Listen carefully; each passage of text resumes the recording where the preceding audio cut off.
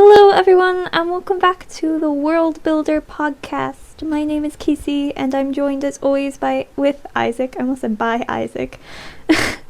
Yes, you're joined by Isaac. Yeah, yep. So I'm joined with Isaac, and this is our second part of that was weird. This is our first time doing a two-parter, and this is the second part of that.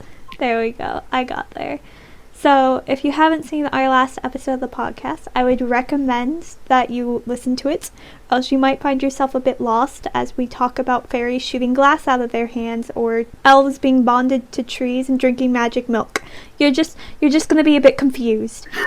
Not that listening to the other podcast will ease the confusion, it will just make the confusion make sense. Yeah, so this is the second part, and in the first part we built up different species and stuff from this fantasy world we have, and in this episode we're going to be focusing on a culture for these different fantasy worlds. And I'm assuming, Isaac, you have one that you're extra eager to build, or I'm wanting to build all of them except for the fish people. I don't care too much about them. Why don't you like the fish? But they've got blades for fins. Yes, but we also have elves living in the forest bound to trees and riding Kieran and drinking magic milk. Yeah, but they have a cool human form and stuff too. I'm surprised, especially considering knife for hands was your idea. Well, I needed to come up with some way to weaponize them.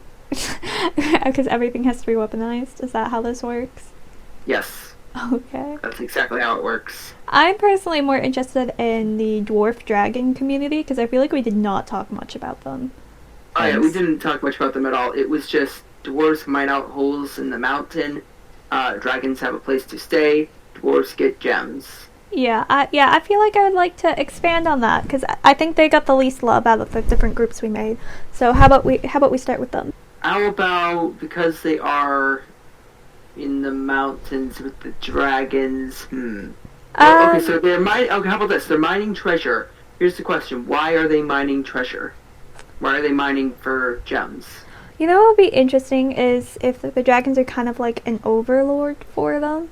Like the dwarves work for them, and they have to do as the dragons say for the dragons to protect them.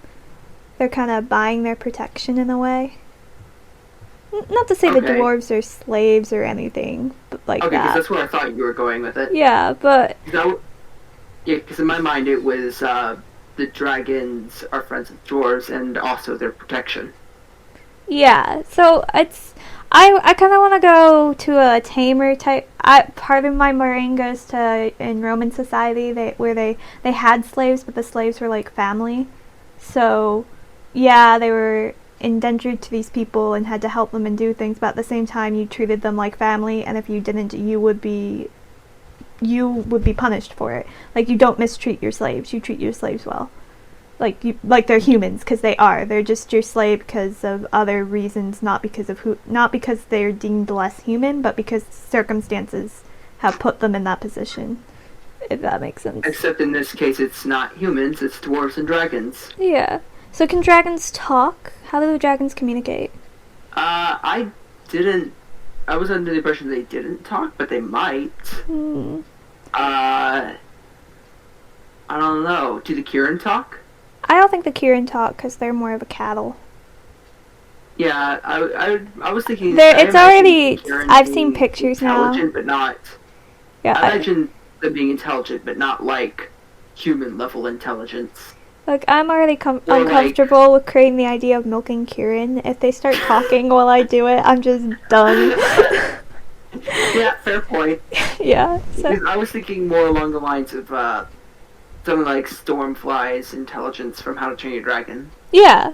What Kieran would be. Yeah, but I feel like the dragons might be higher than that. Yeah, I imagine the dragons are most certainly higher, but do they talk? Maybe they have a means of communications that only the dwarves can understand. And that's why that might be their tie to the dwarves, because then the dwarves can communicate with other communities.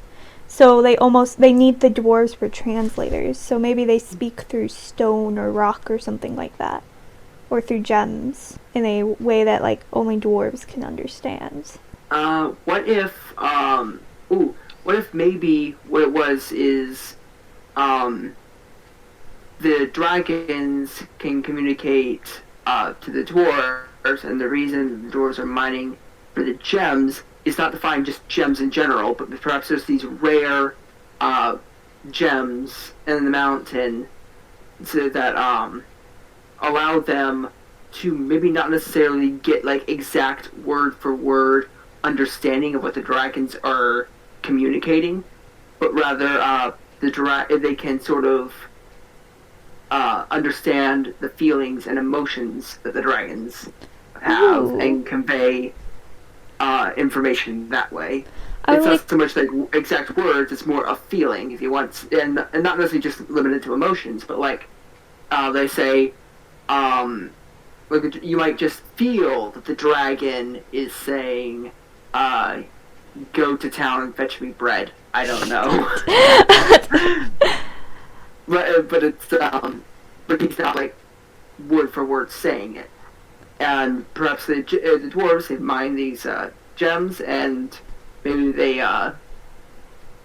like thread them or something and wear them, or they encase them in like some sort of necklace or amulet type setup around their neck.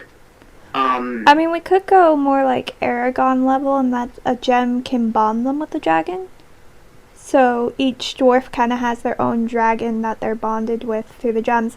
And so in the dwarven society, they mine for these gems, so that way they get... If you find a gem, you no longer have to like mine anymore. You're at the point where you have a dragon now, and you're at a higher society. So it's kind of like a hierarchy society that's based on luck.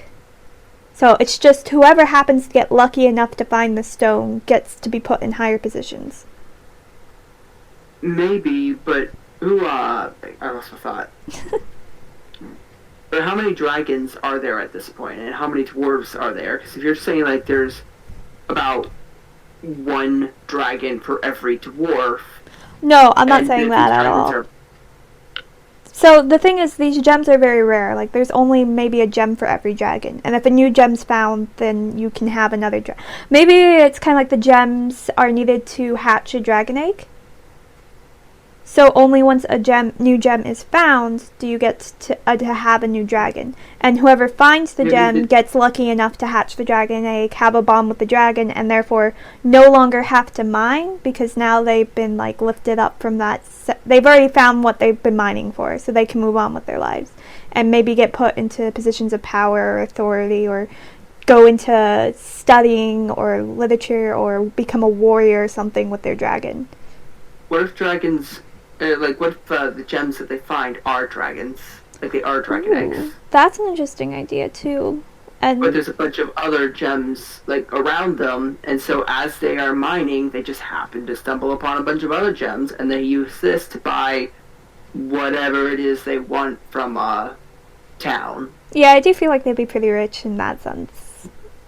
And then maybe, this isn't like a thing that maybe all dwarves do, but maybe some dwarves, like, to mine in the mountain and carve out these caves, while others might just prefer baking. Yeah, I'm sure there are some dwarves that aren't bothered about getting a dragon. Maybe, I'm sure there's, like, some people who would much rather be into metalwork and, yeah, baking and and farming maybe even, and stuff like that. So, yeah. But those who are mining in the hopes of a dragon. And I imagine that through all this mining, they could also collect a bunch of, like, ore and stuff, so they could get a good amount of metal. Yeah. So there would probably be a lot of good metal workers, and they could even sell this ore that they've collected to metal workers.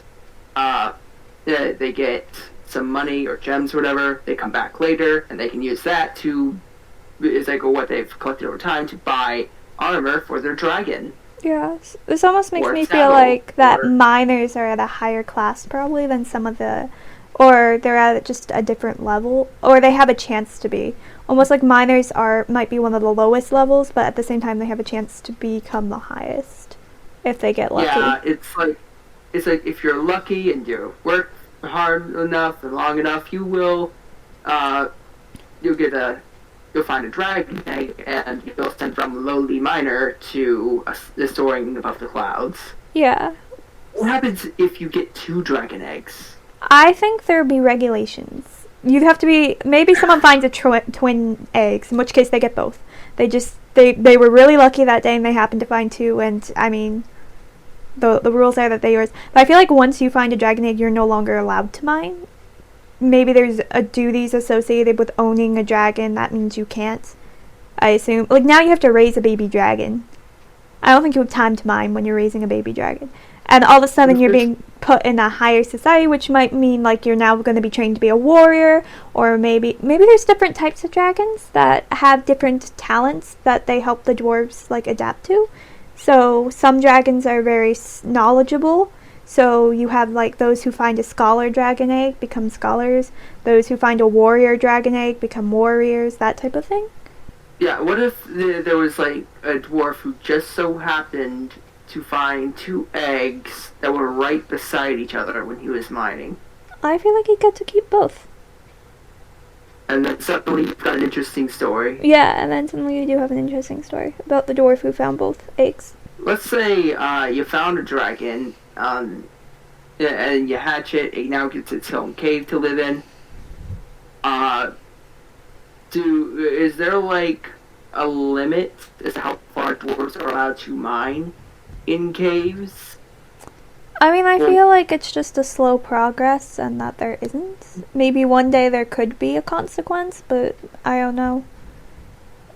I guess if you want there to be a consequence for mining too deep, we can make one. But at this...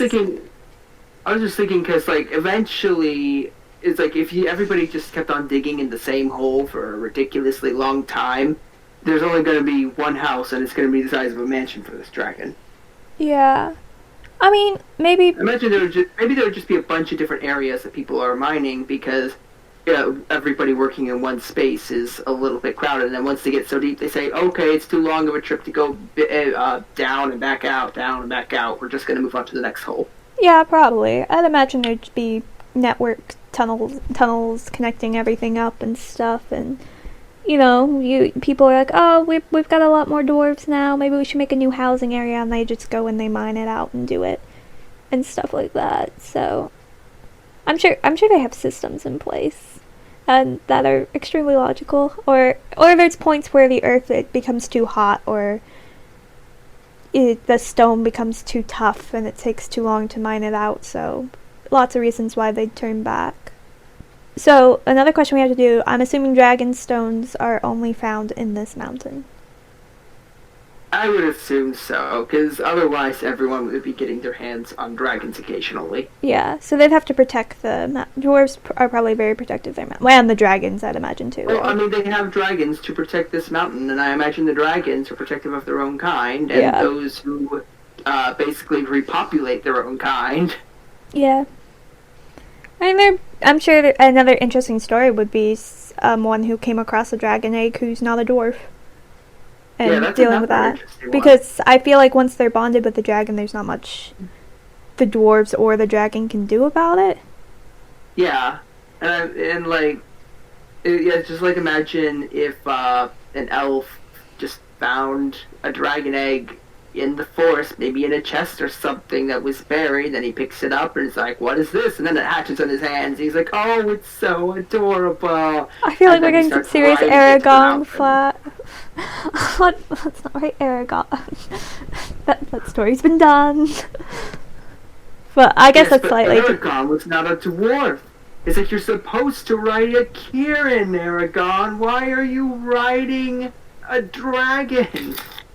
Do you know what dragons can do? You can't have a baby dragon in our home trees. Do you know what they can do to our home trees? We could all die. Like, this is a life threat. This dragon, like, I feel like having the elves have the dragon is a lot more interesting than probably any of the other groups, just because of the whole being bonded to a tree and trees not being fireproof, even in the slightest. They'd probably get outcasted by both groups, so both the dragon and the elf would be. So then they go off trying to find a home. Hey, fish people, can we live with you? Oh, we drown. Guess not. Hey, fairy people, can we live with No. you? No, a dragon racing around with like all the little glass fairies. No. I mean, the dwarves might accept them. So we're talking about last time how all of the different civilizations are kind of on edge with each other, kind of at peace, but also kind of on the brink of war, depending on who makes the wrong move. Yeah. So imagine it'd be more like Elf shows up riding a dragon, and they'd be like, well, that's strange. What are you doing riding a dragon? You shouldn't be doing that. Get off that dragon. I can't. He's bonded to me. You guys should know this better than anyone else. Well, well then at least get out of our sight. That is just a horrendous disgrace to all things dragonish. Get out of here, Elf. I remember we do have those people who our last podcast we kind of ended talking about the whole idea of a tree graveyard. So people who have died get tested if they've lived a good life by drinking the Kieran's milk. And if they turn into a tree, they had a good life and they get to live in eternal peace. And if they haven't, they become like half tree-like people things, creature, monster stuff. And they get outcasted. I wonder if having an elf having a dragon would be enough to send them to be forced to live with them. Like, I wonder if those people would accept them. It might be. I don't know. Unless you're an elf, of course. The elves drink milk willy-nilly, right? Yeah, no, yeah, the elves aren't affected. Yeah, the elves drink it and get the ability to manipulate. Yeah, they get the ability to manipulate trees and stuff. So an elf can't. An elf is already a tree. That was the thing. They get the powers because they're already a tree. So that's right. They can't change. So yeah, I imagine like it'd just be outcast land. Yeah. I don't know what would you call this land that they're all outcasted to? Where I imagine it's not particularly like the most thriving civilization because there's very little trade going on. Well, I feel like becoming half tree is very crippling. So you have people who can barely move, like their limbs have been turned into wood, or they have hard time breathing because they're half bark, or they peel. I don't know. It doesn't sound very pleasant when I think about it too deeply. But this is not a superpower. This is a curse. You've been seriously disabled by becoming half tree, and that's the reason why they can't like fight back or try to take over or anything like they're incapable. Most of them are disabled by this. And then I imagine that if an elf were to show up there riding a dragon and be like, "Hi guys, I'm an outcast just like you," they'd be like, "Oh, that thing breathes fire. Please keep it there's that." And there's also the aspect like your people forced us to drink this and look what it did to me. And also remember, these are the people who are ill of heart. These people are just naturally not the nicest people. Yeah. So there's that. I'm sure there are some that would turn a new leaf. Lesson and, pun intended. And turn over a new leaf. And then those would be the nicer, more accepting people. But I imagine for the most part they'd be like, "I don't like your kind. I don't like the fact that you can easily kill us all by sneezing." Yeah, I imagine. Yeah, I guess you're right. They wouldn't be accepted there either. How about the main city where all of the peoples lives together? I imagine that's where anybody but the elves and the dwarves could look at them and be like, "Yeah, okay, you exist. I'm going to carry on with my day now." Yeah, and I feel like even the elves and dwarves couldn't do much in the city. Because I imagine it's like a minority rule situation, and there are 3 other people group who wouldn't care. 2 other people? No, is there only 2? How many did we create? We had the dwarves, the fairies, elves, fish people, and wood people. I feel like there was one more though. Oh, the wood people wouldn't be representative there. They wouldn't have a representation though. Yeah, I feel like Maybe the there's one more. Yeah, I feel like we're missing one. Are we? No, because maybe we're just trying to think of the Kieran, and they wouldn't get a place either. The dragon probably has a place, so I'd imagine on the table the dwarves get like two, because they have the dwarf and they have the dragon. Or maybe they'd only count. What would people do about that? I mean, they're bonded, but they're two separate beings that have their own thoughts. I don't So know. would they get two, or would they still only get one because they're considered? I guess they'd only get one vote because they're considered a joint community. Like Yeah. they'd only get one. I think that's the case. I'd imagine they try to fight that, but the others would be like, no. And then I'd imagine the elf people would just think there, well, I have my entire nation's voice in my head and could communicate to them at will. And you don't see me asking for about 5,000 votes, now do ya? Mm-hmm. And it just ends the discussion. Yeah. That could be, I would love to see that argument. I think the conversations the council has would be quite interesting. Yeah. I imagine they would be the most friendly with each other. I feel like they're really close. I feel like they're really good friends just because of just the situation. They've lived together. They don't live with their kind. They live with each other. So eventually they become distant from their own communities because plus they're not really running their own community. They are all jointly running this town. So yeah, they're not really connected to their community. They're connected to each other. Just a nice thought. They're there to basically keep the peace. Yeah. Make sure no dragons are burning down trees and that no one's poisoning the water for the fish people or horrible things like that.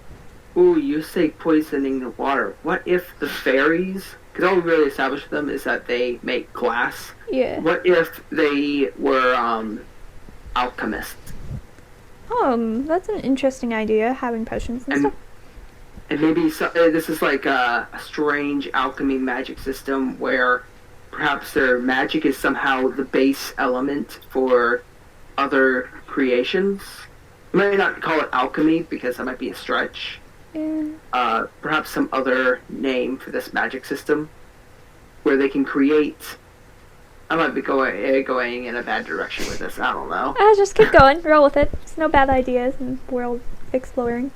Because that poisoning the water idea just made me think, what if the fairies had potions? I think that's an interesting idea, especially considering their ability to, with glass, allows them to create the bottles that you'd put it in. It allowed them to magnify heat pretty easily, so they can use their glass to boil and heat things up pretty easy, or set fires to like bake things and cook things. They live in a magical forest, so they have access to all the herbs and stuff. I believe we established that they were kind of in the same forest as the Greenwood elves, only probably on like a different side.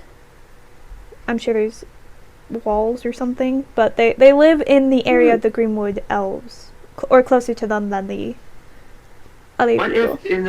What if in this world they were for the most part just referred to as the elves because you have no other elves to compare them to? Yeah. But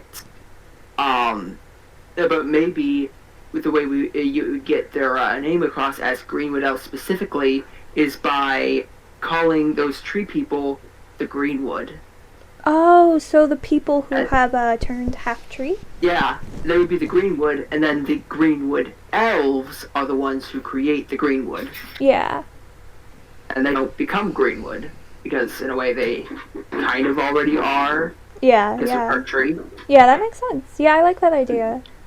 And that way we can stop calling the tree people, and we can call them the Greenwood. They have a name. They're the Greenwood. The Greenwoods, and then we have the elves. You have the Greenwood elves, who are, in this world, mostly referred to as elves to avoid confusion. Yeah, that makes sense. Especially considering, the elves are the reason we have Greenwoods. And so, I don't think we ever established if the milk was voluntary or not. We kind of suggested this idea of it being forced, but I feel like that'd be very hard considering how big of a world this is. Yeah, I think it would be, so maybe it's more like, not forced, but a social obligation almost, where it's more hey, go is like everybody should want to take the milk and have a peaceful end of their life. And This is a world so where so when somebody denies drinking the milk, they're like, "What are you afraid of? What are you hiding?" or to which they just respond, "I'm just not ready to die yet. I don't know what you're talking about." I mean, it could be, you know how witch trials, where they put a witch on trial, and it's like, if they drown, we know that they weren't actually a witch, but if we float, they know they were a witch. Yeah. This feels an awful lot like this. Like, you put them on trial, you make them drink the milk, and if they were a good person, they die and turn into a tree. If they're a bad person, they turn into the tree people, and then you can outcast them.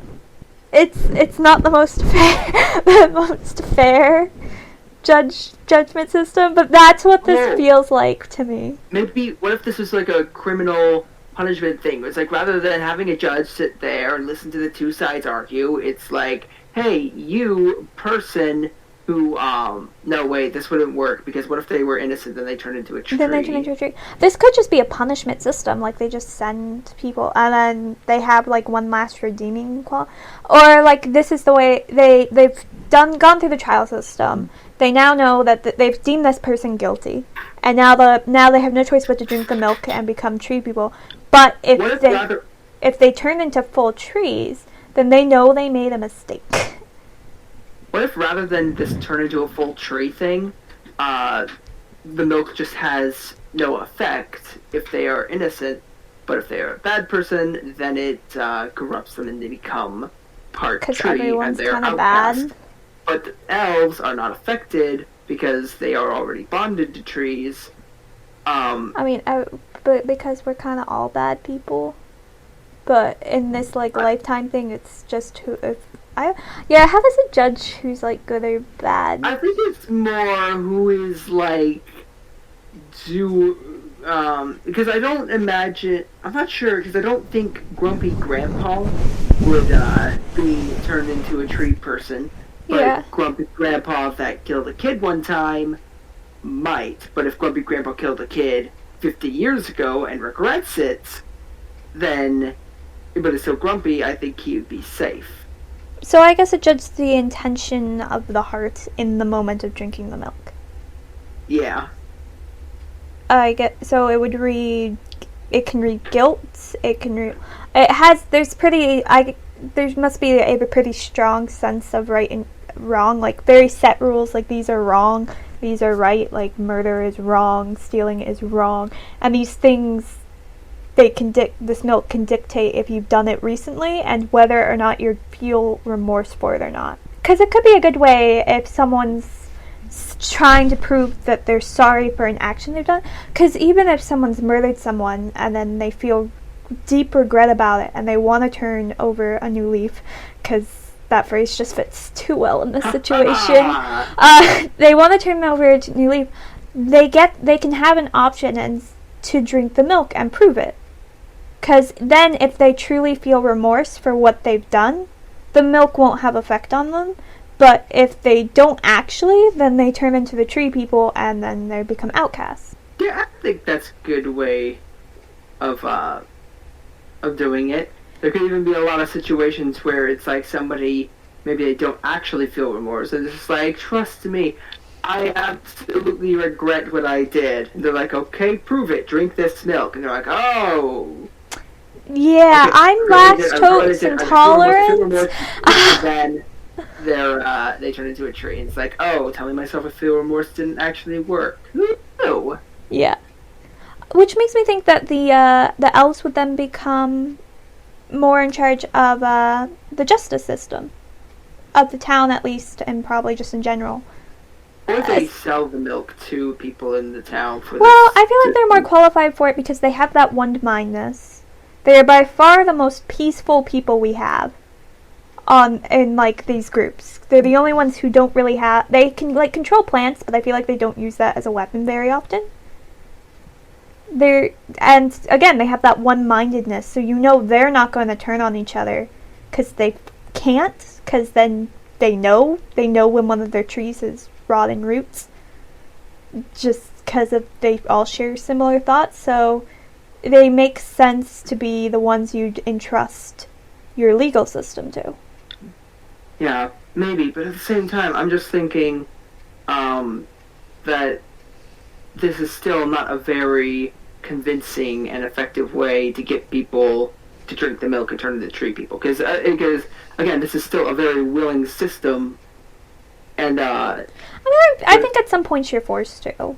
It's a punishment too. If you're deemed guilty, no matter what, you drink the milk. Like, yeah, you don't have a choice. I think that could be a thing. And yeah, where it's like sometimes this could be seen as a fate worse than death. I mean, you're outcasted and you're extremely because this isn't just you're half tree. You probably now have like breathing issues. You've lost use of some of your limbs. You might have gone blind, depending on what part of you turns into tree. There could be tons of issues. Some people might get luckier, and maybe that affects the crime they've done, affects how much of a tree they kind of turn into. So those who have murdered lose more than those who have, say, like, pickpocketed something. Which could be interesting for, like, smaller crimes. You drink the milk and you only get a bit, and then you're marked. And then people realize that, oh, this person has done bad things before. Avoid them. So maybe it could range something from, like, that one guy in Legend of Korra in the episode Beginnings. I can't remember his name. Avatar Juan's friend. Yeah. Do you know who I'm talking about? I think he so. He turns into a part tree thing, so it could range from that to the talking singing tree in Pocahontas. Yeah, depending on how bad your crime was. You turn more tree the worse your crime was. And you can get to the point where you are like almost a 100% tree, and your ground, or you're like, maybe your roots start slowly growing into the point where it's like you can't control them. So it's like once you start turning into this tree, people are like, oh, better quickly get you to the forest before you make a root system in our courtroom floor. Imagine if they just have trees like. Honestly, that could be really intimidating if their courtroom is just people who had turned into trees for doing wrong things. I mean, how intimidating is it to walk in there and you see these trees and some of them might still be able to talk or like gasping for breath? That's scary. That would make you want to repent. Oh yeah, and then I imagine it's like if somebody's being disruptive in the courtroom because of what you did to them a very long time ago, you just pulled a lighter up to their face. It's just like, are you sure you want to do that? Or you threaten them with like another dose of the milk, which would probably finish them off. I probably want to be finished off at that point. True, you probably want the milk. It's just end it now. Do you know how boring it is to listen to trials over and over and over? That's torture. That's a horrible torture. So if we have the elves being associated with like the legal system, would that mean other societies, at least in like this main city town kingdom thing, would that mean other of these people would be associated with more specific things? Because I'm almost feeling like the dwarves would kind of be in charge of I guess money and the finances of the town. So that way each head is head of a part of the town. So the head elf is in charge of the legal system, and then you have the dwarf and dragon pair who would be in charge of like finances. If that makes sense. Maybe, because you gotta keep in mind, at this point, you gotta see what you're setting up here. At this point, the elves control the legal system and the judging whether or not somebody's innocent, and the dwarves control the economy. Yeah. They have control. It's like, but at the same time, it's like all they have control over is money. Yeah. Mainly, and some metals. Yeah. Whereas, I was thinking like what would happen is dwarves come down with their gems and they say, "Here, have gems. We'll take wood for our pickaxes." And then they would trade that way. Yeah. Elves could set up shop where they just use their magic milk to grow some True, they'd probably be wood, and they can grow some wood and then cut the wood up and give it to the dwarves for their pickaxes. I do feel like we've made a point that a lot of these guys, except the fish people, which means we might need to talk about them a bit more even though you don't want to, all of them have this means of easily getting and trading to like live happy lives. You have the dwarves who have access to stone and ores and gems and stuff pretty easily. You have the elf people who they get to be in charge of the legal system, which they might get fees for all we know. But they also have the ability to grow crops and stuff. Yeah, they've got crops like that. They're like, oh, we're out of corn. 1 second, gulp down a glass of milk. Corn. We're good again. Milk. Yeah. Yes. Yeah. And then you have the fairy people who are great at glasswork. And if they are into alchemy and stuff like that, they can be selling. I feel like they would be very medical inclined in the sense that they can make healing potions and stuff. Not in the sense that it's magic, but in the sense they have a very deep understanding of the nature and stuff surrounding that. And also glasswork, which people would buy glasswork. Like glass bead necklaces and jewelry is really pretty. Glass vases, just glass everything. glass artwork is nice. And now glass cannons. Yeah. Now all that we have the fish people, and the fish people need something that adds something to the economy in the same way that the other three groups do. Seashells. I don't think seashells adds the same amount of thing as food, like basic seashell necklaces.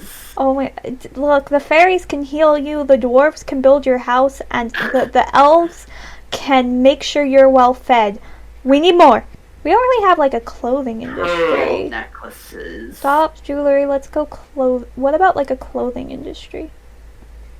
Underwater? I don't know. I mean, these are also people who don't really wear clothes themselves because they can't. Yeah. We already decided last time that they were all naked. They're all a bunch of nudists. Well, they kind of have to. When they turn into a fish, they can't take anything with them. That's why they have sword blades or blade fins. Yeah, they're just covered in scales. Yeah. I don't know, they have to add something. Or else they're not going to be able to get food from... They're not going to be able to get food. They're not going to be able to get, like, some of the resources they might need to build their house. They eat seaweed. I'm just like, they're part of this culture. They have to add something. They're an important piece. Well, I mean, they could sell fish. Would that feel wrong to them, though? Well, they are fish people. They turn into fish eat other fish. Yeah. It's like fish eat other fish. True. We did say that was one of their dangers. Hence why we gave them blade fins. Just to keep the sharks from munching on them. So what if they were to like that was like a form of meat, because crops aren't necessarily crops are not exactly the best source of protein. True, and plus I doubt the elves would be willing to eat their Kieran. Yeah. I feel like there would be something extremely wrong about that. What does Kieran taste like, I wonder? I'm pretty sure the elves would kill you if you tried to find out. But what if one of the elves tried to find out? The other elves would quickly find out. They're mind linked. Your arm tastes like. They're mind linked. Remember, the moment they try, one of them tries something, all of them know they're trying that something. Your liver looks really good. Well, how are you saying the Kieran's liver? What are you doing to it? I feel we've put the Kieran into some serious abuse these last two podcasts, and I think we need to stop. Let's leave them be, okay? Okay, so fish people, they could sell fish. Yes, they sell protein. But I feel like they need more to offer than just Can they do water purifications? Do they, like, the ability to... Maybe like the elves, they have some kind of water purification magic, because they seem like they have the lamest magic out of all of the different they need to be leveled up. Like, over here we've got magic milk, over here we've got glass creation, over here we have dragons, like, fake telepathy with dragons, and over here we have I can turn into a fish with blades. It just wiggles the hands slightly. Blades for fins. Yeah, no, they do need help. Yeah, the idea of water power intrigues me, especially considering how helpful is that for a city to have a group of people there who can keep their water supply clean, filtration. They're gonna become plumbers. I'm sorry. Wow, they seem like the lamest civilization out of all of these. Someone's gotta do it. It's not their fault. They're the ones who have to do it. Outhouse. People have outhouses. Yeah, but you know, you have your sewer systems and all that stuff that we don't like to think about, but those are legitimate things you have to think about in a large society like this. Yeah, I mean, I think that water purification would be a good one. Now, how would they go about purifying the water? Like, how would that magic work? Is there something they have to do? Do they chant and then their eyes glow and suddenly all the dirt and bacteria floats out of the water? A part of me wanted to say, oh, they just like breathe it in and breathe it out, and then I realized how cruel that would be, so I don't want to do that. What if they had semi-weather control? Ooh, so they could be in charge. Yeah, then you really wouldn't want to mess with them. Because they could send storms. Yeah, this suddenly gives them an edge over, like, everything. If they want to go on to land, I mean, I suppose they could have, like, a rain cloud above their head to keep them from getting too hot, and maybe... Ooh. Or at least shade. They can create them shade. Yeah, shade. They could, I wouldn't imagine they would be, like, be able to summon a storm and tornadoes and all this. Yeah, I feel like they're limited. They're very limited to small things. They'd be a little bit overpowered at that point. Yeah. So yeah, like but mini tornadoes, they could probably wreck out the marketplace. If you have like a young fish person who wants to cause some mischief, they can set off a mini tornado through the marketplace that just scatters things, and then you just have then whatever police force we have has that to deal with, and with the young hooligan. And what if they were able to bottle weather? Oh, that's fun. Like if they were just to catch wind in a bottle and trap it there, they'd be the only ones able to do it. They go and they get the bottles from the fairies, and and maybe they could sell like rain clouds or something in these bottles. That could be a pretty important. Because the elves need to be able to moisten their farmland to get the crops growing, so that they can sell that sort of stuff to the dwarves in exchange. I think we need to limit one of the elves' powers. So with the plant manipulation, I don't think they can cause plants to grow faster. I don't think they should have that ability. I feel like they have the ability to cause a plant to move. So maybe like the root system, the plant that's already there, they can manipulate. Okay, they just can't grow it faster. They can only manipulate. So if you have grass. So you could make you can make the grass like rip itself out and try to just attack. Oh, imagine it's like you're standing in a field, very peaceful, wind's blowing, and then suddenly all the grass blades around you rip themselves up from the ground and start running at you on their root legs. Yep, that's something they can do. Climbing up your body and tying themselves together like rope and trying to pull you down as if you're some kind of a giant, and then anchor you down to the ground with their roots. Yep. And so that's what they can do. So they can't make food grow faster or anything, meaning they still have to care for the crops. Therefore, having these sea people who can bottle up weather for them is very useful, especially if, say, you're having flooding issues. You can call them to bottle up like this. I guess a group of them will come and bottle up a storm and be like, okay, now you can keep these for when you have a drought. And they can kind of regulate weather in that sense. And maybe these are also powerful alchemy tools for the fairies, too. So the fairies need weather to make some of their healing potions and stuff like that, so they've just become the fish people have become extremely important now to this society. We fixed the problem. They're important now.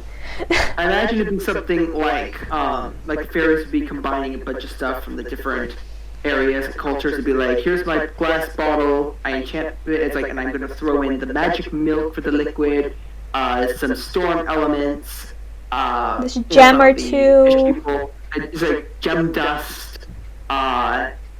Now we're going to superheat it with my glass thingy-majagger I've created that. Cast my magic spell on it. Suddenly I have a potion of invisibility. I mean, what type of potions can the fairies... We can talk about the fairies for a bit now. We've got a soft magic system where you could make that part a soft magic system where it's like this way you have both a hard magic system and a soft magic system. Where this part could be a soft magic system, where you could pretty much play fast and loose with the rules a little bit more, and do have a potion for whatever the heck you want. But then you could also have the harder magic systems where if you don't have a potion on hand, you are limited to solving problems with the magic system that's given. Yeah. But at the same time, these potions, it's like once you are given a potion, it's like this potion does this specific thing and is a hard magic system in and of itself, but you have no idea what other types of potions there are. Yeah. And maybe some fairies know how to make potions that others don't. Like, True. this fairy knows only 3 potions, but this fairy knows 50. Yeah, I'm sure there are some fairies who know none because they could care less. Because there's artist fairies too. Because there's fairies who are more interested in making like wind chimes or going to other cities to make glass windows for buildings and stuff, and more interested in the more artistic form of their gift than this chemical aspect of it. Because it is magical, but I also feel like there's a lot of it's magical, but it's a science. It's a magical science. The fairies are pretty much, they're more scientists than they are magicians. Yeah, it's just a little bit of magic helps to like hand wave any scientific problems that any readers would have, where they'd be like, wait, how does mixing storm clouds with gem dust Look, turn they're you magic, invisible? leave us alone. But but at the same time, the fairies have to be careful because there's exact calculations, and too much of this could do terrible things. Things can go wrong for them. They're not like snap your fingers and you get a potion of whatever. These fairies have to train and learn and study to get to the point where they can make these potions properly and make sure there's no ill side effects of them. Especially if you're using magic milk. Like, you have to be careful with that stuff because of what it does to people. I wonder. Potion of invisibility, suddenly it has some calculation errors, and now it's a potion of blindness. Honestly, I like the idea of them always using magic milk in their potions, because then they test the heart of the people drinking the potion. Like, you can't use a fairy potion unless you have pure intentions. Yeah. So they just, after they've mixed up, I feel like you'd have to mix it up and then add the milk. So they add like a bit of the milk afterwards, mix it up, and it's like, okay, now anyone who drinks this, if they have ill intentions, they'll become marked for it. But if they have good intentions for the use of this potion, then they're fine. They're good. Yeah, I don't feel like they do it for healing potions. I think it's another way you get more willing tree people, is that maybe some people will be like, yeah, I might become a tree, but it'll be worth it for me to be able to get this potion so I can do this one thing to get revenge on my nemesis. Or True, that's the way, yeah, we now have more tree people. There might be some people who say, well, I don't think I'm that bad of a person, and I'm willing to risk it if it makes me sprout wings for a day. Yeah. And then it makes them sprout leaves for a day. Actually, it'd be more than a day. If it's permanent. There's no going back once. So they sprout leaves instead of feathers. Yeah, I mean, you people here know what their hearts are.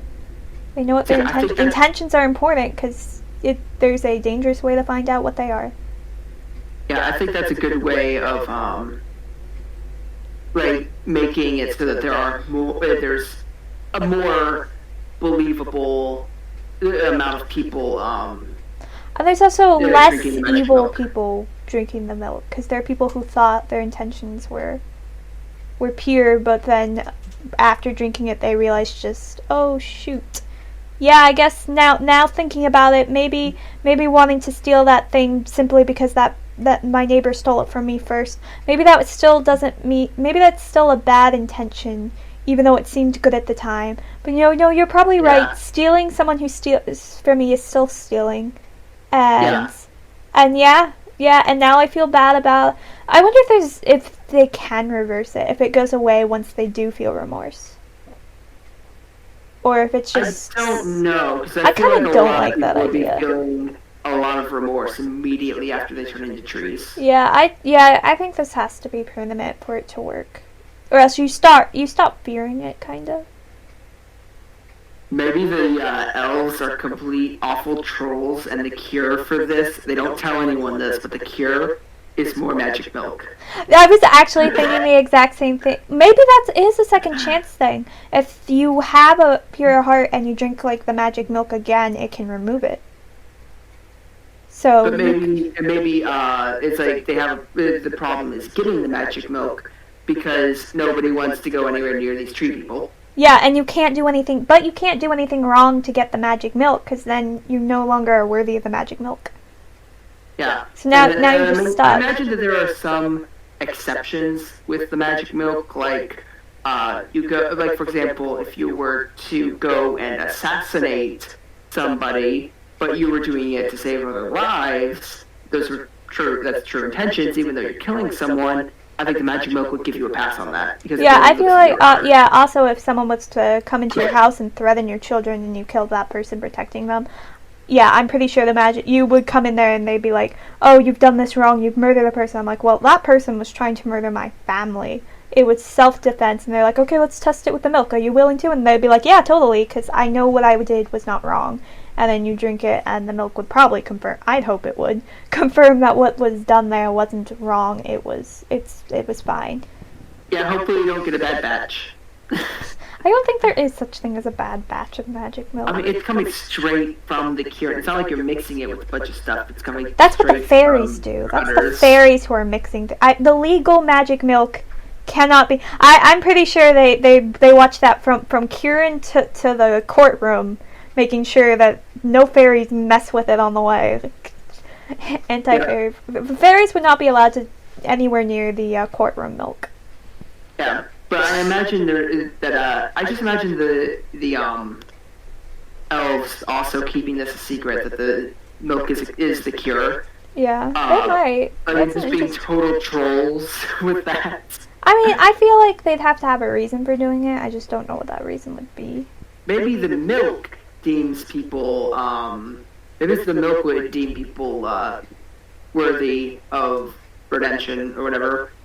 And declare them to be good people, but the elves have a different sense of morality than this magic liquid does. They don't believe in second chances. No, once a villain, always a villain. They just don't believe in second chances.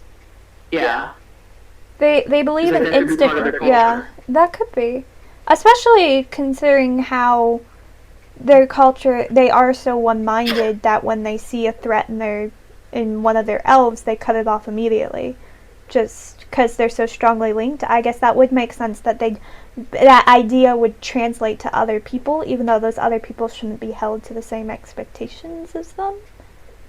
Yeah, I could see that happening. That actually makes a lot of sense, that there would be a type of people would be, oh, you've messed up, you don't get a second chance, even though they have the ability to give it.